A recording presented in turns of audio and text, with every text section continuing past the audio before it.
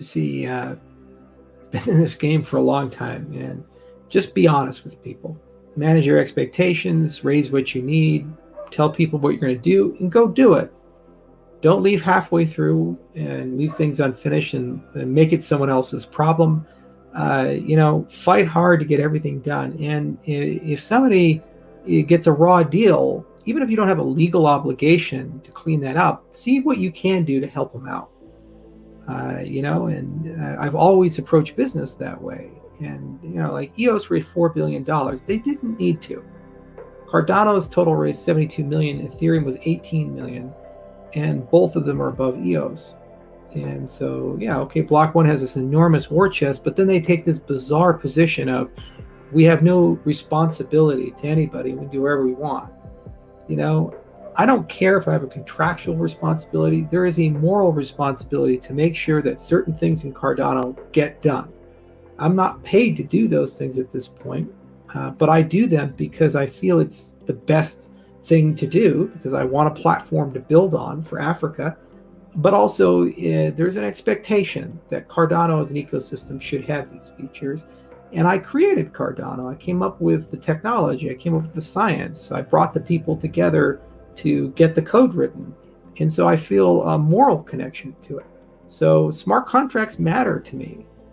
Getting good governance in place matters to me. And I need to make sure that that's sustainable and stable and scalable to a point where the whole ecosystem as a whole can use that to solve really interesting, cool things.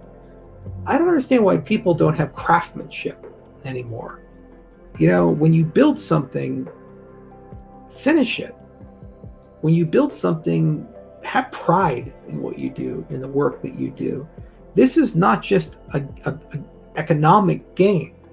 This is not just, like a fun thing to do. Oh, well, it's a lifestyle. Kodawari, way of life, or Ikigai, the relentless pursuit of perfection. When I look at Cardano, I say to myself, this is an opportunity to construct something that the world has never seen before, that didn't exist before, that if we get it right, could conceivably grow over the decades to a system with 1 billion users and change the way people live.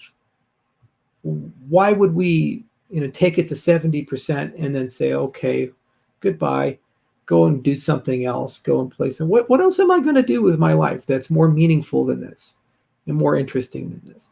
Now, obviously, the economics have to work. You can't work for free in these types of things. And that's the point of a treasury function and so forth. And you have to get the system to a point where it can accommodate that. And then obviously it's a decentralized ecosystem. So one vision may get consumed by another vision, and you have to be willing to walk away. I did that with Ethereum in 2014, didn't create a hostile or contentious fork. I did that with Ethereum Classic in 2017 when it became clear that the treasury wasn't viable at that point. So I have no problem in letting the ecosystem go on and do its own thing. Yeah, but with Cardano, there's a very clear expectation. And now we're dynamic and decentralized, and smart contracts are imminent. They're walking on rails. We're moving towards that. And you guys are already building things with the dev nets, and good governance is happening. Fund 2 is underway. Voting is underway. And my goal is to get 50% of the people who are eligible to vote voting by the end of Q1, if we can somehow get there, and then get meaningful participation in voting. Now, are we done? No, but we've gotten to a point where the community can decide where they want to go next. And I'll have an opinion about it. And if you guys like it, we'll do it together. If you guys don't like it, then I can at least live with the fact that I created something that has self-determinism, and it has the ability to decide where it wants to go, what it wants to do. And I'll just keep building on that because it's good enough to get us where we need to go. And I'll let you guys know where it can't. And I'll still file CIPs and other things to help us get in that particular direction. Because I really would like 1 billion users from Africa on this damn system so that they can have economic identity too. That's why we do the things we do. But I care. Every line of code I care about. Every paper I care about.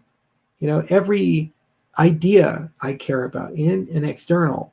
In everything we do, I always ask, can we do it better? Why don't we have this? I'm the least patient guy when it comes to that. I hate that, for example, we don't have partial delegation yet or hybrid wallets yet. I hate that I don't have paper wallets in the way I want them.